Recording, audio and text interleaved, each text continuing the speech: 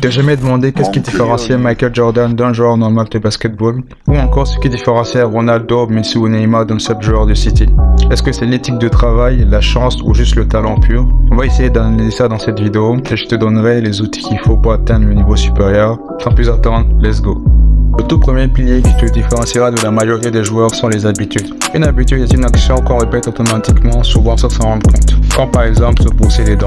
Nous sommes le fruit de nos habitudes. Le succès n'est pas un événement, mais le résultat d'actions et d'habitudes répétées. Prenons par exemple un joueur moyen qui se contente de 2 ou 3 entraînements par semaine, parfois ne vient pas d'entraînement parce que flemme, mange McDo et Burger King tout le temps, joue à Valorant jusqu'à 2h du matin, puis va se coucher et passe son temps à se plaindre. Si tu te reconnais dans ce que j'ai dit, remets-toi vite en question et commence maintenant à implémenter ces habitudes. Commence à t'entraîner plus de 3 fois par semaine minimum pendant 1 heure. Commence à manger clean, dors 7 à 8 heures par jour. Arrête de te comparer aux autres corps, vous n'êtes pas pareil ou vous jouez pas de la même façon. Tu vas te dire mais c'est vraiment facile ce que tu me dis là. Mais dans le long terme tu verras les résultats et tu me remercieras.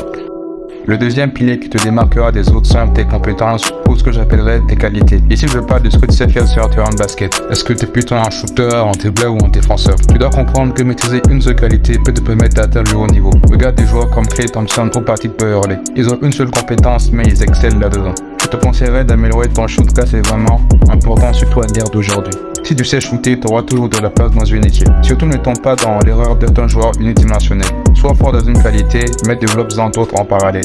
Kyrie est un excellent dribbleur, mais aussi un excellent finisseur. Kawhi Leonard est un bon défenseur, mais aussi un bon shooter à mi-distance. Le troisième et dernier pilier est le mental. C'est vraiment un élément sous-estimé mais tellement important, mais aussi difficile à acquérir. C'est la compétence qui sépare les bons des excellents joueurs. On va analyser ici 3 aspects importants du mental. Le premier est l'état d'esprit de croissance ou le growth mindset en anglais. C'est tout simplement de comprendre que tes qualités se développent avant tout par le travail et que tu dois te perfectionner en permanence. Pourquoi Stephen Curry continue à s'entraîner au shoot alors qu'il est considéré comme le meilleur shooter de tous les temps? Parce qu'il sait tout simplement qu'il peut s'améliorer et encore devenir plus fort. Tout simplement, tu dois comprendre ici que tu dois toujours t'entraîner, devenir plus fort et te remettre en question en permanence. La deuxième étape est l'état d'esprit positif.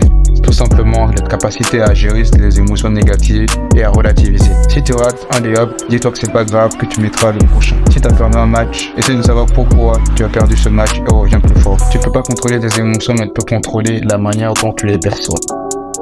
La dernière étape est d'être plus ambitieux, vouloir toujours plus que les autres. Les joueurs les plus forts sont les joueurs les plus obsédés, qui ont dédié toute leur vie à leur passion. Fais-en plus que les autres, entraîne-toi plus, fais plus de détection, montre que tu es en mort de faim.